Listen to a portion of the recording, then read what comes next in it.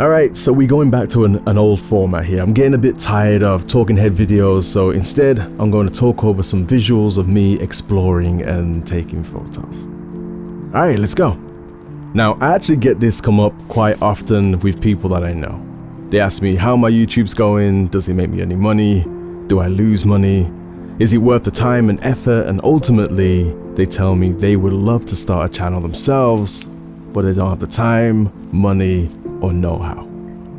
Now, I can't answer all those questions in this video as each one would take a while, but let's just address the last statement. I would love to start a channel, but I don't have the know-how. What's really being said here is I don't think I have what it takes. And the truth is, you're right. You don't. No one does. Well, not for a while anyway.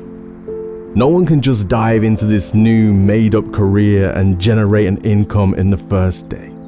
Well, maybe some can, but I definitely could not. So let's first address the big old elephant in the room. You. Savage. Before you start a channel, you need to be able to answer a few quick questions, but here's two main ones. Question 1. Do you want to start YouTube to make a career or to express your hobbies and voice? And question 2, what's your subject and what can people expect? That's it. The answers to those questions will guide you onto the next one, which is, how much time weekly will I put into this?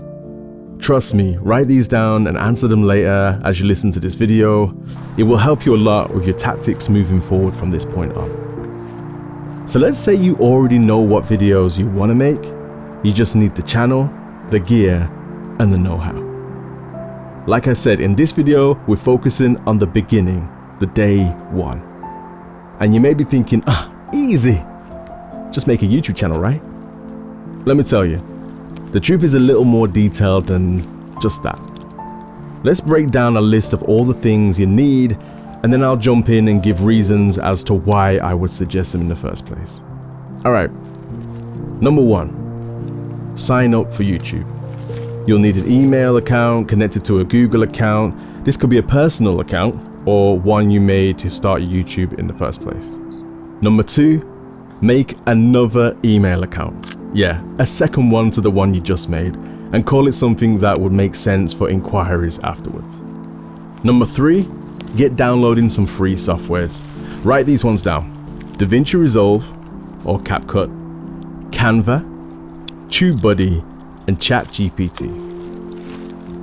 Number 4, it's optional at this point, but you will need to find a supplier of royalty-free music to avoid as many copyright strikes as possible. I'm using Artlist right now. So these 4 points will give you a jump start, and I mean it, a real big jump start in the YouTube world. If these things were around when I first started this channel, I would have made twice the amount of content I made in my first year.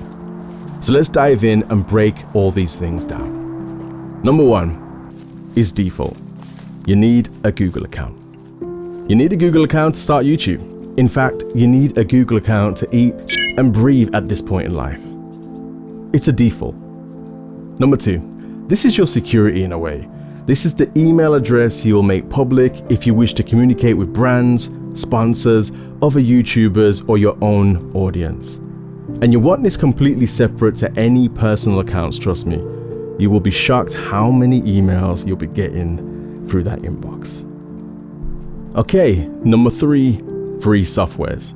This is one I'd say go and do right now. Like literally pause this video, open a new tab, and just begin the downloads, and I'll keep on talking in the background for you just to assist you along. These are absolutely necessary, and I am not sure how long they'll be free for, so get cracking. Alright, let's talk video editing software, and we have DaVinci Resolve and CapCut. DaVinci Resolve is one I'd recommend as it's an industry standard software out there right now with all the bells and whistles. I have no idea how this software is even free. I could make about 60 videos on teaching people the beginner basics of DaVinci Resolve. Yes, it can go deep, but also I think it's a smart choice to dive into to start to learn because it's going to help you so much in the future. The second one is CapCut. Now this is a bit more for you mobile phone users out there because it's a full editing suite made for mobile phones, but there's also a desktop version as well, but it's a bit more simplified. It's kind of drag and drop some music on there and you're pretty much done. So if you're mobile, if you're not by a laptop and you've just got your phone, CapCut may be the one for you. Or if you're making short videos, kind of makes sense. Let's move on to a software called Canva. Now, I believe you can get a desktop version of this, but most people will just use the actual website and sign in. Now, this software is the backbone of your new YouTube channel.